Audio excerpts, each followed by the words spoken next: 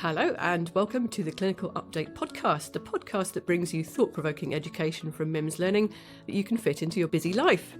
I'm Pat, editor of MIMS Learning, and I'm delighted to have with me today GP Dr Steve Holmes, who we've known for many years as an expert writer and presenter and who has a particular interest in respiratory health.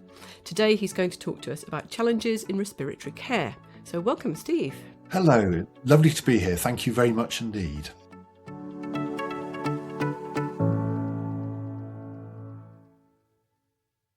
First, Steve, could you just say a little bit about yourself and your background with respiratory care?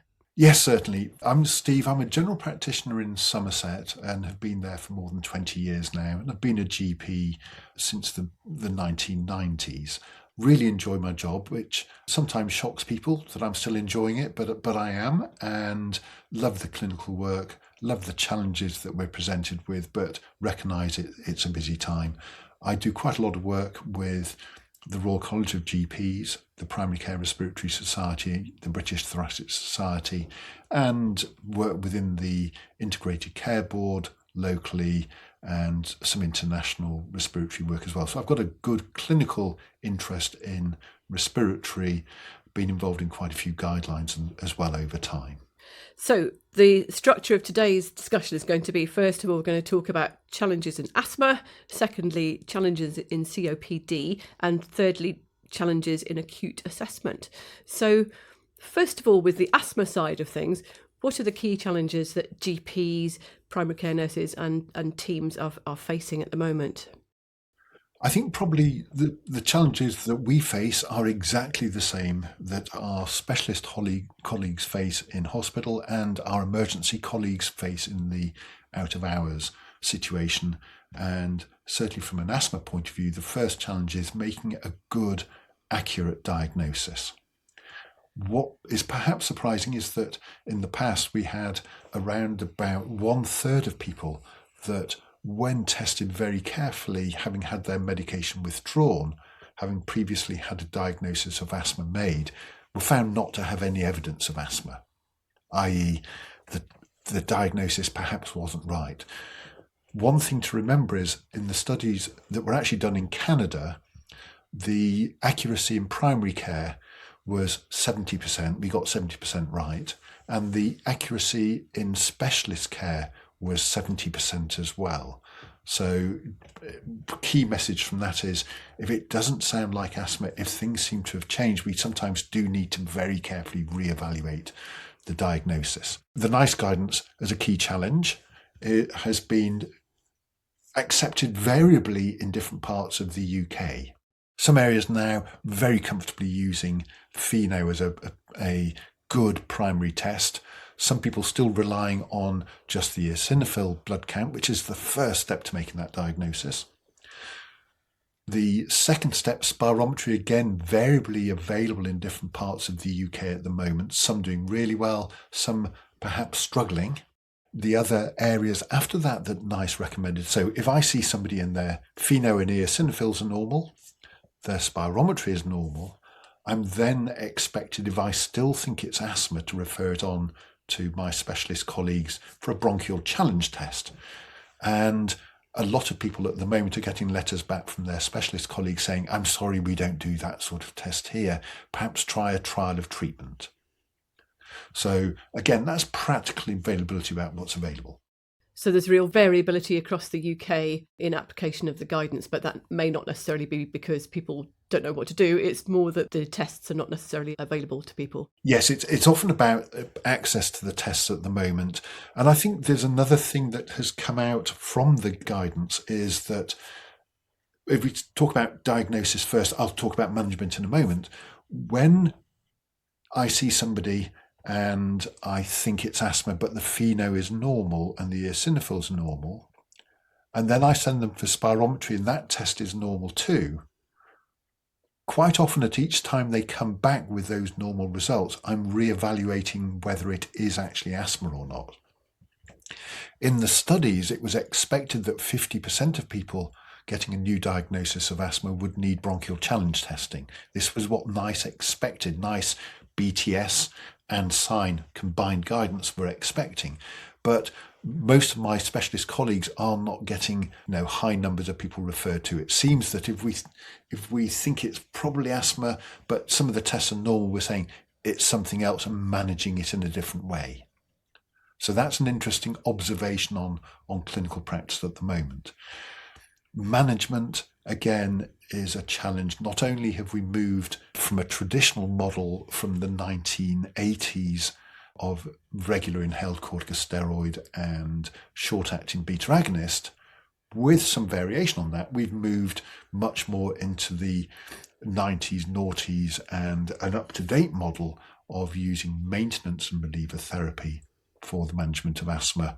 And for mild asthma, a long-acting beta agonist and inhaled corticosteroid, only some are licensed for that, as required. So anti-inflammation, the inhaled corticosteroid, but as reliever using formoterol, which we know acts quickly to relieve patient symptoms. Yes, it was interesting. I was reading a survey from Asthma and Lung yesterday. It was saying that some people are still at risk of over-reliance on their short-acting bronchodilator inhalers. Is that something you think is still happening out there? I think it's more than some. There are many people that are using large numbers of blue inhalers. A lot of them actually have been approached by their healthcare professionals to try and change, and sometimes it's a choice that the patient is very definitely making, often against medical advice, but there are some who aren't being given options to change to a much more modern form of therapy. So yes, I think that this is still a huge problem. It's a big headache for many of my clinical colleagues when I speak to them. They would like to get people onto appropriate maintenance reliever therapy or anti-inflammatory reliever therapy if it's very mild, but there is still quite a lot of resistance, people wanting old-fashioned treatment. I sort of related this to the use of those telephones you might remember that made a squeaky noise as you wound each number out. Yes, I remember them. Now, I don't think many of us would choose those out of choice now, but they were around when we started using inhaled corticosteroids as a regular treatment and the blue inhaler. Since that time, most of the people that I see either use a push-button phone at home or they use a mobile phone, and they are keeping up with the times. And I think we need to persuade any of those people we see with mobile phones and colour televisions to get up to speed with medical treatment as well and get on to maintenance reliever therapy or anti-inflammatory reliever.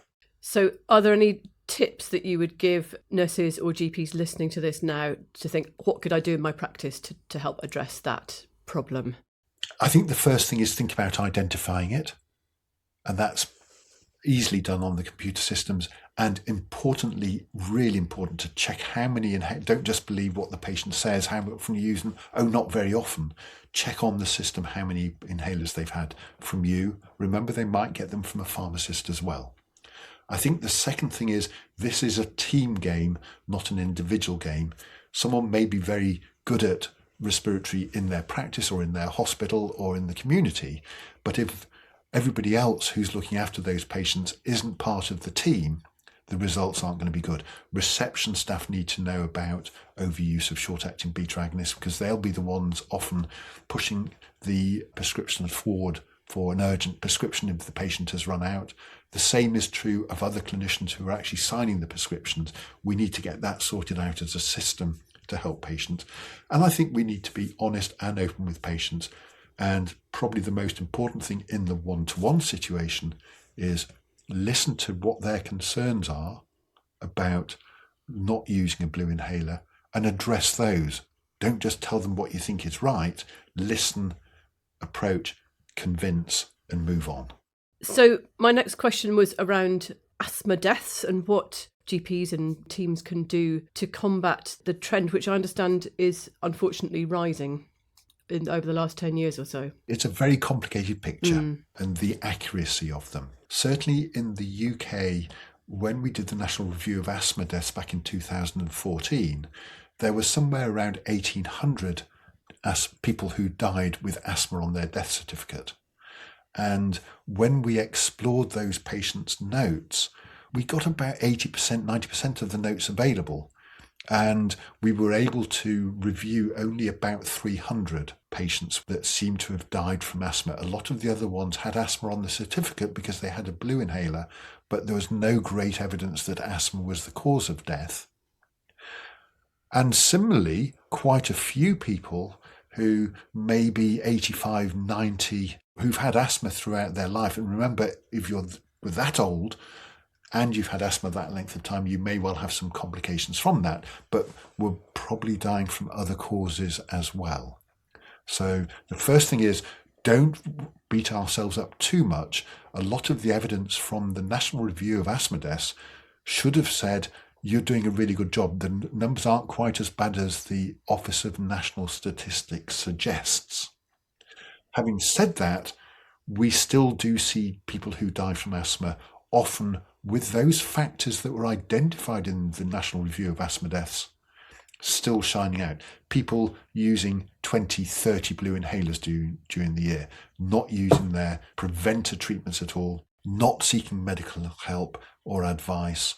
There's a whole repeating recurrence of these sort of events that seems to plague us. And that is probably because there are a few individuals in that sort of area who are probably more high risk than we think about. And those are the ones that we perhaps need to spend more time concentrating on. So paraphrase that into something that might be useful for us as clinicians. Think about those that aren't coming in that are overusing treatment or not using appropriate asthma preventer treatment, the proper treatment for asthma, the low dose inhaled corticosteroid. Those are the people that are probably more vulnerable and at risk of dying. It's easy to get the good to keep coming in for reviews, but it's the ones that try to keep out of the way of us a little bit and do their own thing that we perhaps need to take more attention to. Yeah, that's really, really interesting. So there is still a cohort of people who perhaps could do with a bit more outreach to try and get them in and sort out the inhaler issues that they might have. But against that background, it sounds as though you perhaps think that things are improving generally? There are certainly less people who die from asthma than we think from the national statistics. However, a lot of these deaths are still preventable. Right. We shouldn't get past that. Yeah. And preventable deaths, certainly in young people, and we're still seeing children dying from asthma, are things that we really need to try to address. To me, that isn't acceptable. So numbers may say one thing, but preventable deaths is not something that we should be accepting in our system. So we've already touched on the BTS NICE sign guidance. How do you feel that that's translating into practice? Have people taken that on board and made it part of practice? I think it's moving in the right direction pretty quickly, considering you look at some of the guidance and how quickly it's implemented. This is doing much better than many. So pleasing. I'm glad that it's the BTS NICE sign joint for the UK rather than having separate guidelines, because I think that causes more confusion. And I'm glad that there was a good emphasis on getting testing done before making a lifelong diagnosis and starting people on treatment and trying to encourage that. So I think we're on the right pathway with that. Any particular challenges at the moment? I think part of the challenge is making sure that education component gets through to our patients. I think a lot of our primary care colleagues in general meetings that I attend are very much in tune with what's going on and have adapted to that very quickly.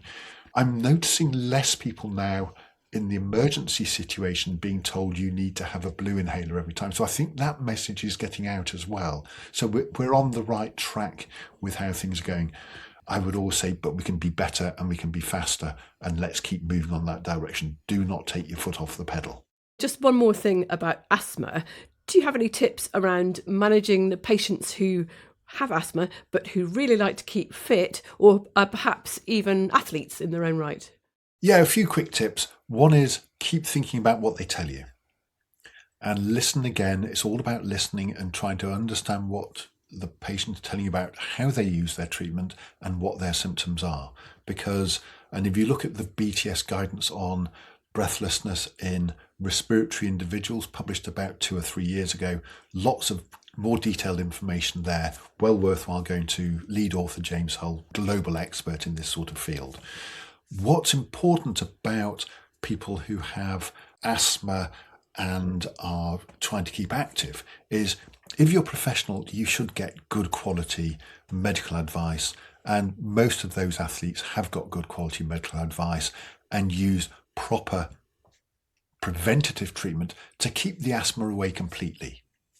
Still remember very vividly somebody who has an Olympic gold medal saying, on a bad night, I'll get third. With my asthma's not there, I'm out of it. I don't have a chance, even if it's 5% less than perfect.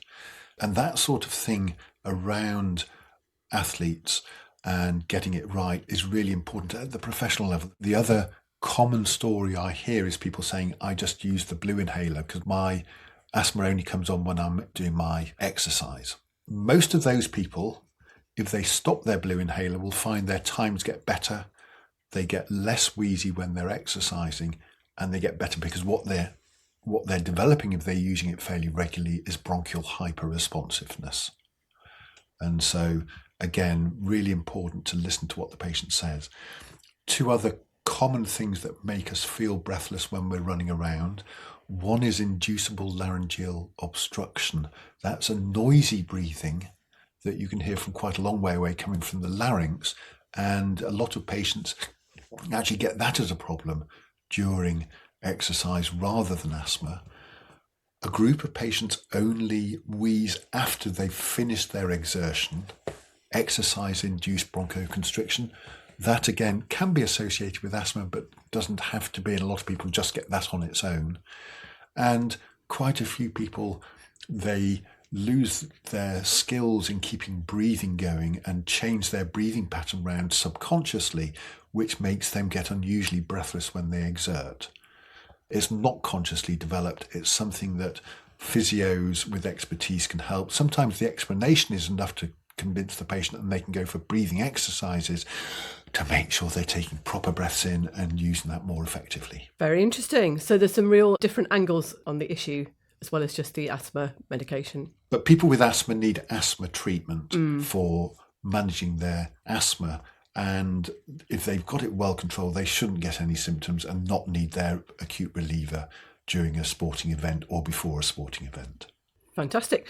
Okay, so let's move on to COPD and the key challenges and developments that are happening in that field.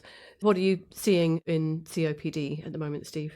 COPD, I think the challenges are fairly consistent over time. Key challenge one is we still have a lot of people who smoke in this country.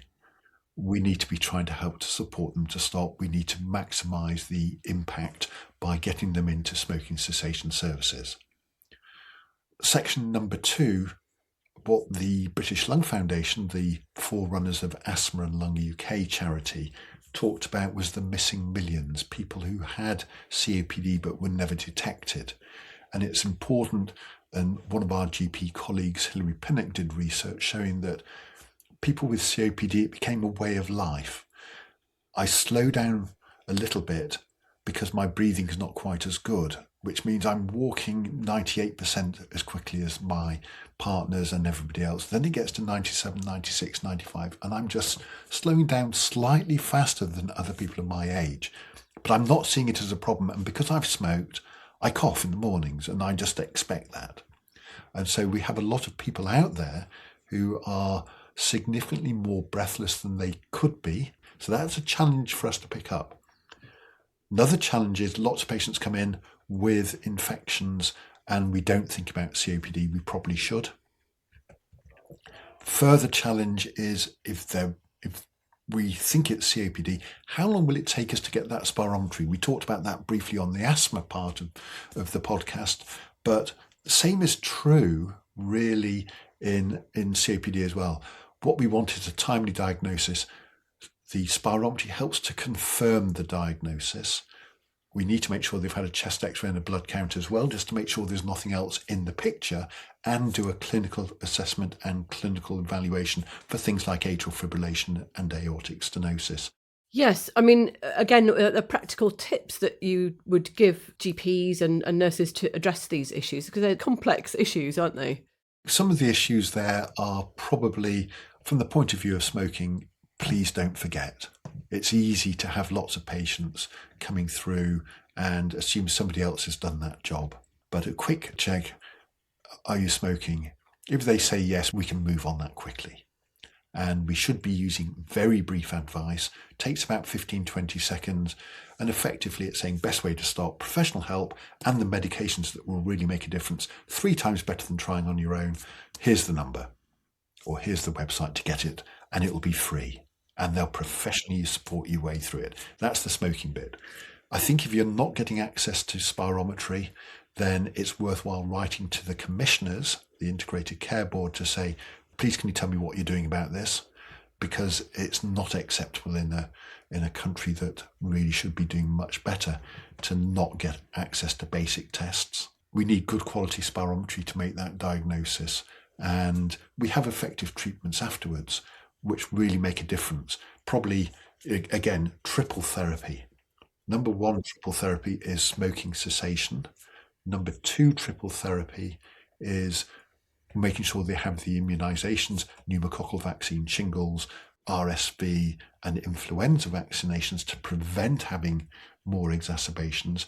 And number 3 triple therapy is pulmonary rehabilitation, keeping them active, getting them onto a pulmonary rehabilitation course before we get to any of the medications. That leads us on to the management aspect that GPs are in charge of. What's happening in pharmacological management of COPD? The 2019 NICE guidance that came out on COPD is still very much the flavour of where we're at the moment. So we have a lot of patients who are moving towards ending up certainly on dual bronchodilation if they've just got COPD, and if they have an exacerbation, straight onto triple therapy. I think most people now are following the Welsh and Manchester guidance and many of the ICB guidances.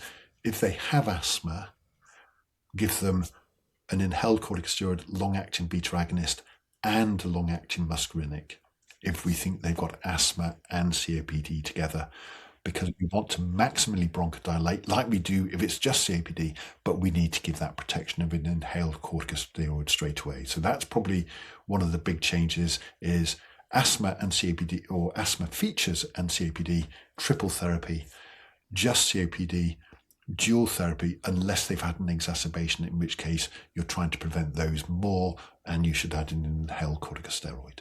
2 quick things. How many patients can't use their inhaler? I think we've taken our eye off the ball a bit with that. Certainly a lot of the people that I see coming in who aren't having more symptoms and are worried about what's going on. It used to be I was checking for things like AF or heart failure or other associated causes, but actually a lot of them now aren't using their inhaler properly. We seem to have taken our eye off the ball with that a bit. Oh, that's interesting. Why do you think that is? I don't know whether it's because of a reduction in the QOF criteria with that, whether it's because of, since COVID, people don't have as many placebo devices around to check the patient actually doing it, whether it's because there are so many other things in the tick boxes that people are trying to get through to appease whoever it is who's asking them to do that.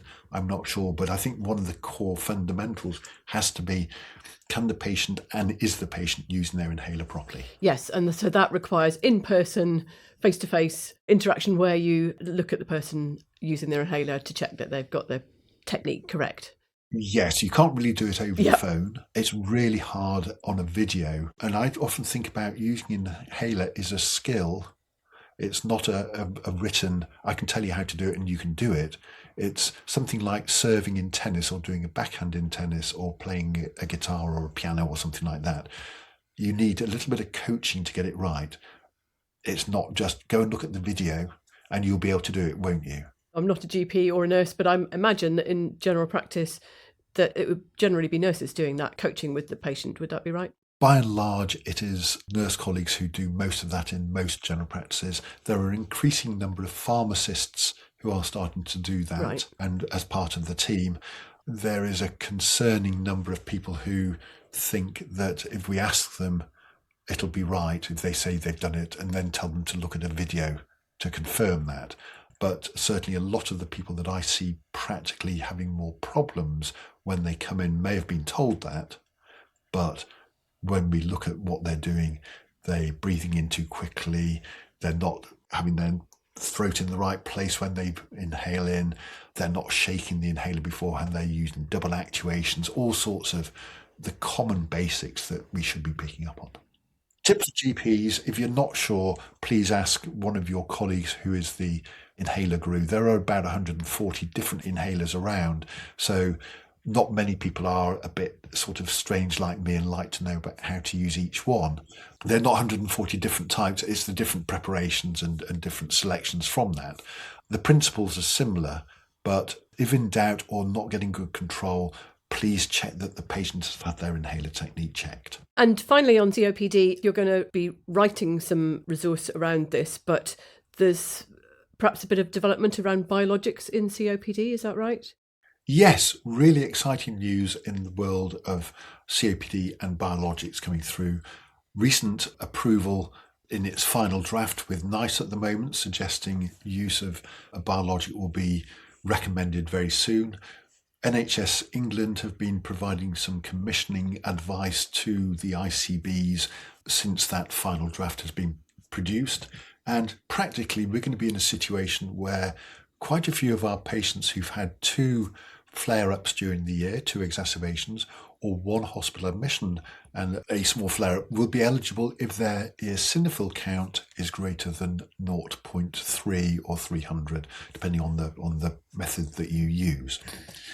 They'll be considered for biologics. Biologics are quite expensive. Interestingly, in the respiratory world, the biologics tend not to be quite as toxic in terms of risks with infections. We keep on with them if they have infections.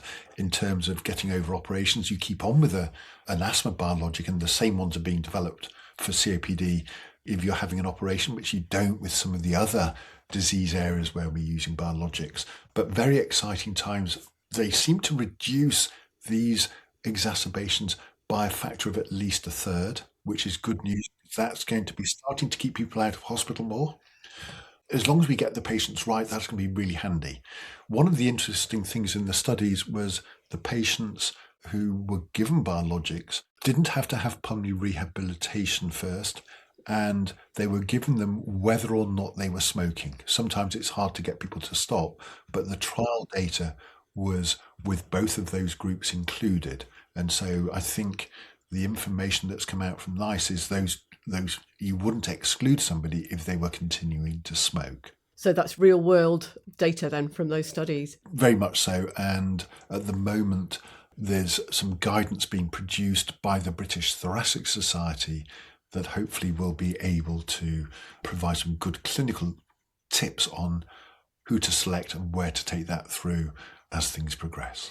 So just for my clarity on this, it's not something that GPs would be ever involved in yet, but it's when they refer people for specialist care that biologics might come into the picture in future. This is one of the challenges at the moment. I'm not sure that it isn't something that GPs could do this very comfortably, or GP practices. What we're needing to do is make sure that we have a good diagnosis of COPD, that we haven't got other causes that might be contributing to that are significant, like bronchiectasis, like immunosuppression, like heart failure. So manage that patient well, make sure they're using their inhalers properly. And if they're having numbers of exacerbations, then and their eosinophil count is up, by and large, those people should be considered very strongly for the biologic intervention. Excellent. That's really exciting. So in the last segment, we're going to look at challenges in acute assessment. And I know that, Steve, you wanted to talk about scoring tools such as NEWS and use of pulse oximetry. So what are the key challenges in acute assessment of respiratory conditions? Okay, so let's talk about the respiratory assessment first. And what I'll talk about is NEWS 2 and CRB 65 and where we're going with that.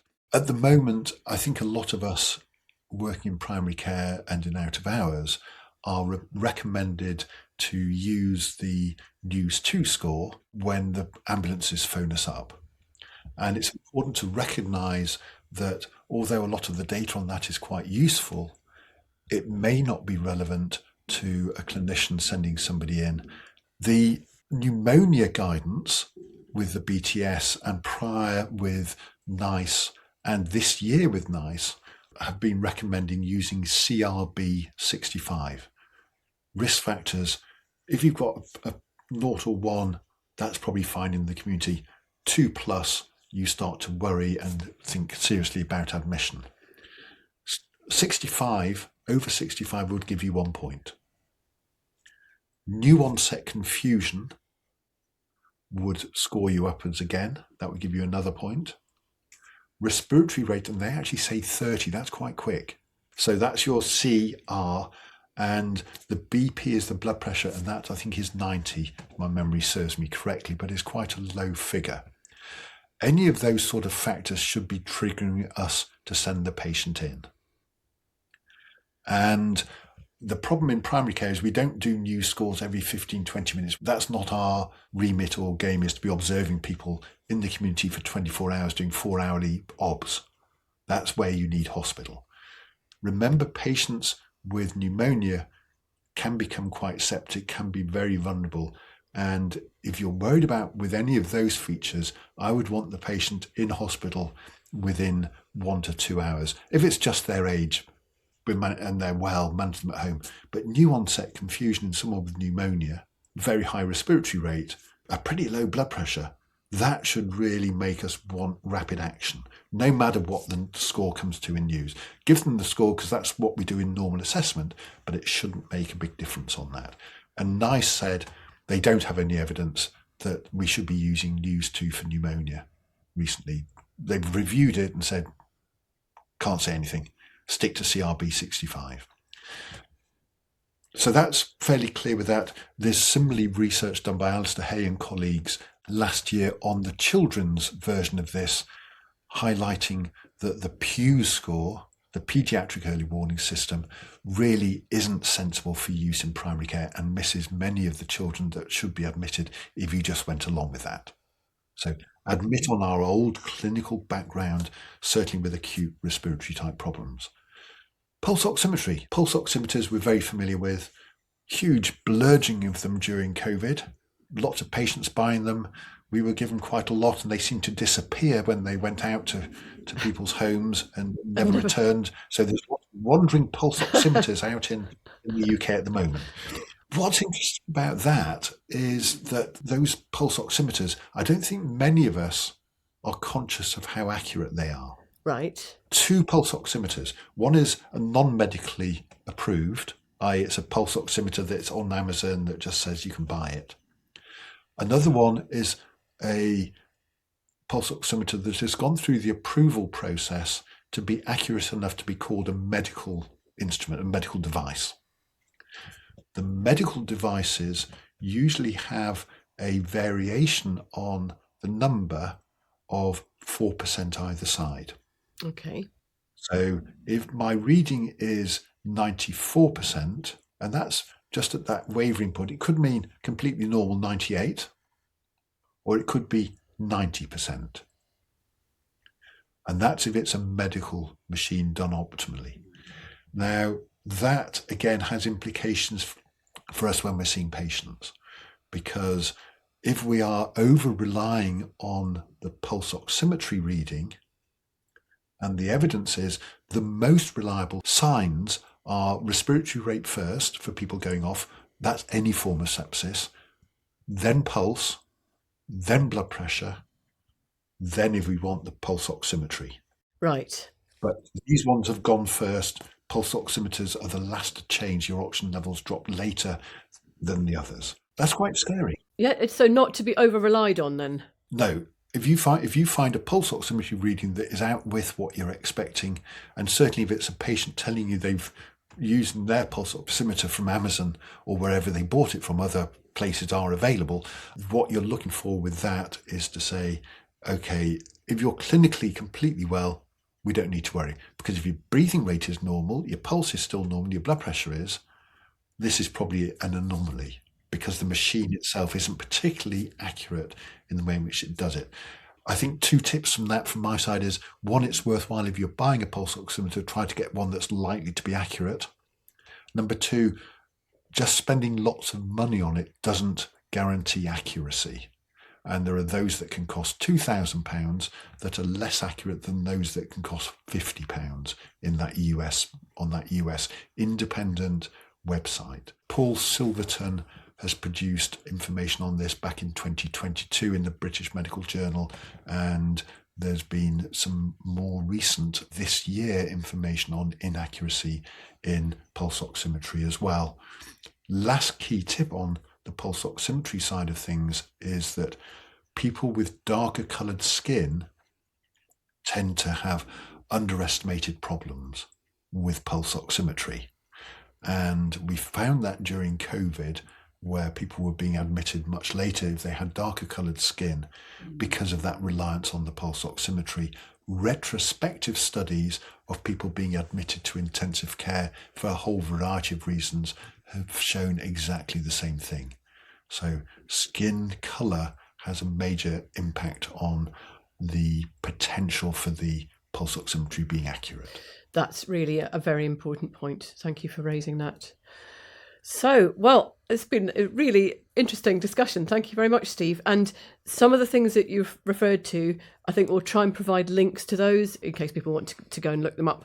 But thank you very much once again. And what you're talking about today is part of a series of things that you're currently doing for us. And another thing that we're going to be doing is a webinar on respiratory care and women's health. It's in two parts.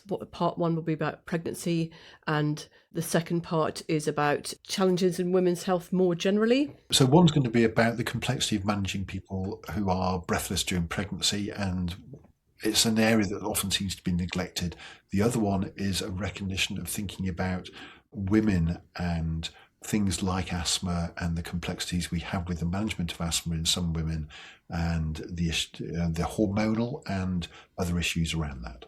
Yes, so that should be really interesting as well. So thank you very much for joining us, Steve. It was absolutely lovely to have you with us today. And thank you very much for listening. This episode was produced by Jude Owen. And don't forget, you can get key learning points and claim a CPD certification for this podcast if you head over to the MIMS Learning website at mimslearning.co.uk. And do join us next week for our next episode.